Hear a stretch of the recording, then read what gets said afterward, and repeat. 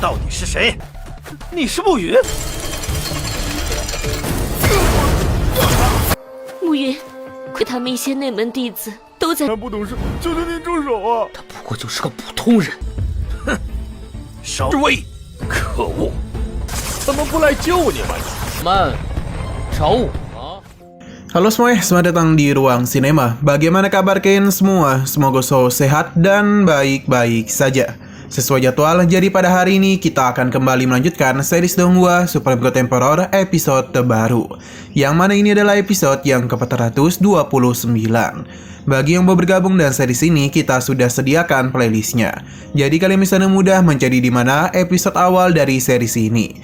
Sebelum kita mulai episode terbarunya, kita akan melihat dulu apa saja yang telah terjadi pada episode sebelumnya. Tepatnya pada episode 428. Di hari Senin kemarin, Muyun pun diberitahu oleh Nona Bo kalau sesuatu yang besar akan segera terjadi di Gunung Tianjian.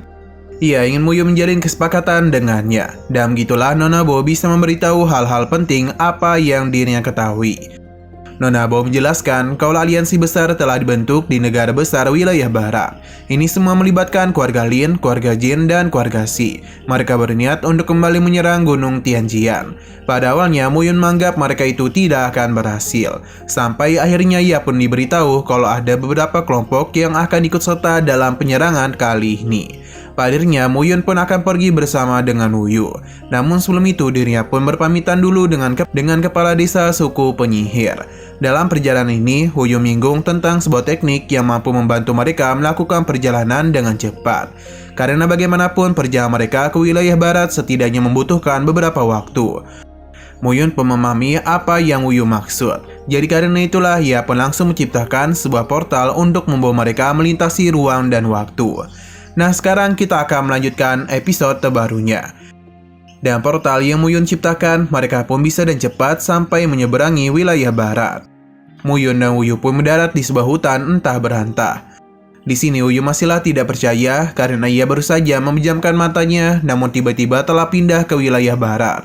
Ia pun menanyakan tentang tunggangan mereka. Muyun memberitahu kalau sekarang mereka telah berada di Gunung Tianjian, sedangkan tunggangan mereka telah ia kembalikan. Namun semua itu hanyalah alasan saja, sebab Muyun juga tidak tahu bagaimana bisa tunggangan mereka hilang.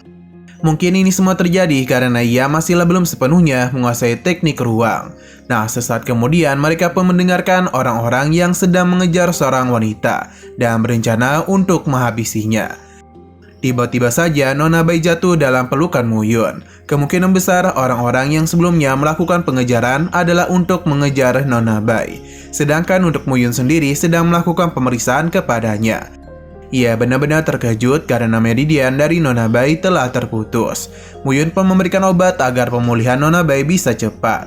Orang-orang yang mengejarnya pun telah tiba. Muyun meminta untuk menyerahkan masalah ini kepadanya. Pria yang berasal dari keluarga Jin meminta mereka untuk tidak ikut campur. Karena jika terlibat dalam masalah ini, jangan salahkan dirinya yang akan menghancurkan hidup mereka. 追上的女人，杀人！慕云，然后再……你先休息。 Muyun penasaran siapakah mereka ini. Alhasil dan sombongnya, orang-orang itu pun memberitahu kalau di hadapan mereka adalah tuan muda tertua dari keluarga Jin. Ia bernama Jin Bao dan akan menjadi pemimpin di masa depan nanti. Mendengar hal tersebut, Muyun meminta mereka untuk sadar. Dan hanya satu orang saja dari keluarga Jin, mereka tidak akan dapat mengancam Gunung Tianjian.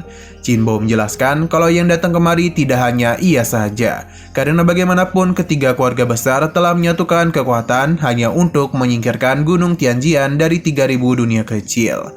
Muyun pun menanyakan siapakah pemimpin yang melakukan penyerangan ini. Apakah itu Jumo dan Juming atau apakah itu Ju Jioan? Jin Bo ketika saja penasaran dengan identitas pria di hadapannya. Karena ia begitu tahu nama-nama dari tetua keluarga Zhu. Seketika saja mereka pun terkejut ketika mengetahui kalau pria yang sejak tadi berbicara di depannya adalah Muyun. Sontak para penjaga ini pun bergegas pergi meninggalkan Jin Bao seorang diri. Namun Muyun sama sekali tidak ada niatan untuk membiarkan orang-orang ini pergi dengan begitu bebas. Pada akhirnya di sini hanya tinggal Jin Bao saja. 到底是谁？你是慕云？ Muyun pun menanyakan apa yang sedang mereka lakukan di Gunung Tianjian. Dan perasaan takut, Jinbo memberitahu kalau formasi Gunung Tianjian akan segera mereka hancurkan. Kali ini Zhu Jiwan, tetua kelima dari keluarga Zulah yang memimpin penyerangan. Dengan apa yang telah terjadi ini, maka pertahanan Gunung Tianjian tidak akan bisa pulih. Mendengar apa yang dia katakan, Muyun pun akan memberikan hukuman kepadanya. Peri ini pun langsung saja Muyun habisi tanpa memberikan kesempatan baginya untuk memohon ampunan. Muyun lalu mendekati Nona Bai, yang mana ia meminta untuk segera menyelamatkan pemimpin dan juga Zhou Zixian. Muyun mencoba menenangkannya. Tapi ini terlalu sulit untuk Nona Bai karena bagaimanapun orang-orang itu telah menyerang puncak Tianjian. Padahal itu adalah garis pertahanan terakhir mereka. Begitu semua pertahanan hancur, maka Gunung Tianjian akan lenyap dalam sekejap. Pemimpin gunung bahkan sudah memberikan perintah kepada mereka untuk berpisah dan melarikan diri. Sepertinya pemimpin gunung merasa mereka sudah tidak akan bisa bertahan lagi. Muyun menanyakan tentang Zhao Zi, yang ternyata ia sedang menjaga puncak Tuan Ular. Namun Tuan Ular sudah sampai di Pulau Laohun, jadi Zhao Zi hanya tinggal di sana untuk menjaga tempat tersebut. Hanya saja ia tidak tahu bagaimana nasib dari Zhao Zi saat ini. Karena penyerangan pertama kali dilakukan di puncak Gunung Tuan Ular. Alhasil dalam sekejap saja, separuh Gunung Tuan Ular bisa mereka ledakan. Dan apa yang terjadi, Zhao Zi dan beberapa muridnya tidak memiliki kesempatan untuk turun dari gunung dan melarikan diri. Mendengar apa yang Nona Bai katakan membuat Muyun terkejut. Ia pun mulai mengingat kebersamaannya dengan Zhao Zi. Hal tersebut membuat Muyun tidak bisa menahan diri lagi. Ia berjanji kalau dendam ini harus dia selesaikan apapun yang terjadi. 一旦失手，然后呢？至今暮云亏他们一些内门弟子都在。他不懂事，求求您住手啊！他不过就是个普通人。 Siang berpindah ke garis pertahanan terakhir Gunung Tianjian, yang mana pertarungan terus saja dilakukan untuk bisa menghancurkan pertahanan itu. Akan tetapi Tanuzi tidak niatan untuk menyerah. Ia akan berjuang sekuat tenaga untuk bisa melindungi gunung ini.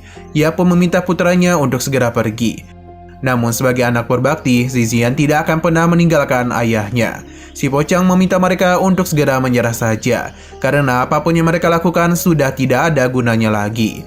Selain itu, ia mengingatkan kalau 999 formasi pelindung Gunung Tianjian telah berhasil mereka hancurkan. Dan begini mereka hanya memiliki satu puncak Tianjian saja yang tersisa. Mereka berjanji malam ini formasi itu akan hancur. Perkataannya tentu membuat Tianhuji merasa begitu marah dengan tindakan mereka. Namun orang-orang itu meminta Tianhuji untuk tidak berkata seperti itu. Karena ketika formasi ini mereka hancurkan, Tianhuji akan mereka habisi. Lebih baik dia itu tenang saja dan jangan terburu-buru, karena sebentar lagi kematian akan menjemputnya. Penyerangan pun kembali mereka lakukan, sambil menyinggung Muyun yang merupakan kebanggaan dari Gunung Tianjian. Tapi ketika kondisi sudah seperti ini, mengapa Muyun tidak datang untuk menyelamatkan mereka? Karena dirinya sedang dicari-cari, akhirnya Muyun pun memberikan sapaan kepada si Pochan dan yang lainnya. Seketika saja ini pun membuat mereka terkejut dan bergegas meningkatkan penyerangan. Akan tetapi Muyun sudah lebih dulu memperkuat pertahanan itu. 石破仓，哼，少尉，可恶！ 怎么不来救你们？ 慢，找我？什么？ Tianhuji merasa senang dan kedatangan Muyun. Begitu juga dan para tetua dan juga murid di sana. Karena dan kehadiran Muyun lah mereka bisa bernapas dengan lega. Mereka juga bersyukur Muyun datang di waktu yang sangat tepat. Nah, sayang sekali lagi seru-serunya episodenya ini malah bersambung. Namun sebelum kita akhiri, seperti biasa kita akan melihat preview bagian selanjutnya. Bagi Muyun akan terlalu sulit jika hanya mengandalkan formasi untuk bertahan dari semua serangan itu. Jadi karena itulah Muyun akan mencoba untuk memperkuat formasi. Muyun akan memperlihatkan sesuatu kepada mereka. Jadi dia berharap kedua orang ini tidak terkejut. Tianhuji meminta untuk tidak meremehkannya. Karena bagaimanapun ia adalah pemimpin Gunung Tianjian. Namun ketika Muyun memperlihatkan telur naga, seketika saja Tianhuji menjadi begitu terkejut. Karena bagaimana bisa telur naga ada pada tangan Muyun. Ia pun mendekati telur ini untuk memastikan apa yang ia lihat benar atau hanya ilusi saja. Inilah pertama kalinya Tianhuji melihat bentuk telur naga. 我希望不要被惊到，仅靠阵法来防御攻击。没见过。Oke, sekian dulu pada video kali ini. Untuk video selanjutnya akan segera hadir. Jadi bagi kalian yang ingin mengikuti series ini, langsung saja klik subscribe dan aktifkan loncengnya. Terima kasih yang sudah menonton video sampai habis. Jika kalian suka pada video ini, klik like dan share ke teman-teman kalian tentang channel ini. Dan ditunggu aja kelanjutannya. Oke, sampai jumpa di video selanjutnya.